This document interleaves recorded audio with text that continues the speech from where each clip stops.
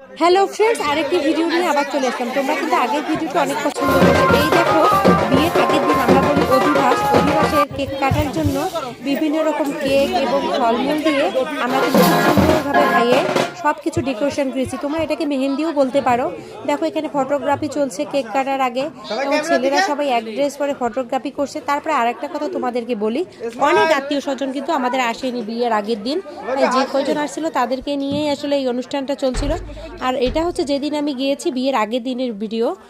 আর এখন দেখো সবাই সুন্দরভাবে ফটোগ্রাফি করছে, এবং এরপর হচ্ছে ছোটরা মিলে সবাই মিলে কেক কাটবে। বড়দের সাথে কেক কেটে তো মজা নেই, আসলে কেক খাওয়ার ক্ষেত্রে ছোটদের বেশি আগ্রহ হয়। আমার হচ্ছে গৌরব বাবু এখানে নেই, কিন্তু গর্ব বাবু রয়েছে। পিচ্ছি একটা ছোট্ট দুষ্টু মনির সাথে দেখো সব সময় এই ছোট নজর সবসময় কেকের দিকে, কখন কাটবে কখন খেতে পারবে। দেখো দেখো সবাই কিন্তু কেকটার দিকেই তাকাচ্ছে।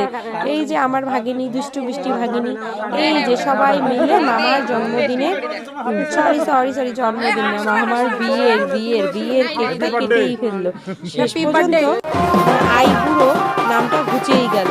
তারপর এই যে আমরা কেক খাওয়ার পরে নাচানাচি আরও কিন্তু নাচানাচি বাকি আছে, ঠিক আছে। ভিডিওটা মানে ব্লগটা যতদিন শেয়ার পাবে ততদিনের মধ্যেই নাচের ভিডিওটা অবশ্যই আমি দিব, কিন্তু হচ্ছে বিয়ের বাড়ির নাচের ভিডিও আরও অনেক কিছু তোলা হয়নি অসুস্থতার কারণে। যাই হোক, এই যে দেখো আমি নাচছি, আমি সেরকম একটা নাচ পাইনি, দেখছো গ্ল্যামার গার্ল, আমাকে কত সুন্দর দেখাচ্ছে। চুলগুলো দেখছো, আমি আসলে ভাবছিলাম যে সেরকম কোনো অনুষ্ঠান হবে না, যে শাড়িটা পরেছিলাম সেই শাড়িটা পরে আর একটা ক্লান্ত ছিলাম। তারপরে হচ্ছে মেইন যে অনুষ্ঠানটা হলো, এই যে দেখো আমার ভাই কি নাচতেছে রে বাবা, আর কি বলবো। এই যে আমার ভাগ্নি মানে আগে যাদের সাথে কিন্তু পৌঁছে রয়েছে, বাইরে কোনো লোক নেই, আমরাই। এটা হচ্ছে মন্দিরের সামনে, এখানে অনুষ্ঠানটা করা হয়েছিল। দেখো কত সুন্দর। আমরা আসলে নাচতে না পারলেও নাচার চেষ্টা করতেছি, আসলে ভাইয়ের স্পেশাল দিনটাকে আরও বেশি স্পেশাল করার জন্য আমরা সবাই আনন্দ করতেছি। এই যে আমি একটু নাচলাম, আমার নাচটা কেমন লাগে বলেন তো?